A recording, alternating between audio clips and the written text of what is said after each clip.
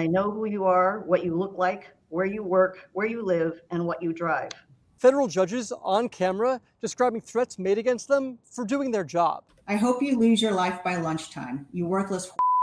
We were doxxed, received the pizzas, and at a previous time in a separate incident, one of my law clerks was actually shot. 4 sitting federal judges from across the country, including one from the federal courthouse here in Washington, appointed by Republican and Democratic presidents, are speaking out against the threats and intimidation they have faced over the past several years as inflammatory rhetoric against the judiciary continues from the highest levels of the Trump administration. They're very unpatriotic and disloyal to our Constitution. We fought through a nonstop flood of bad faith temporary restraining orders from liberal activist judges across this country.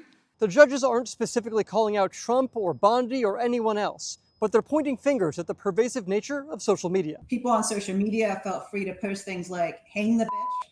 We need to start lynching judges. It had never really occurred to me that these kinds of things happened with respect to judges and litigants or people who disagreed with the decisions that judges make. There's been an increase in threats against federal judges in recent years. The U.S. Marshals Service says there's been 314 investigations into threats made against 202 judges just since October, leading Chief Justice John Roberts to tell people to knock it off.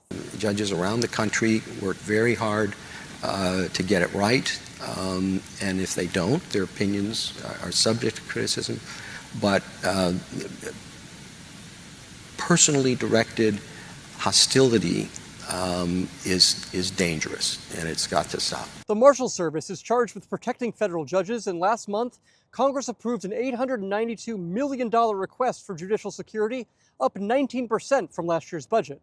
But the judges, they're still concerned. You know, if one of your friends or family members is talking about judges being political, and that's a problem, you know, politely just say, actually, that's not how the system is set up. And judges, for the most part, really care about the Constitution and care about getting it right.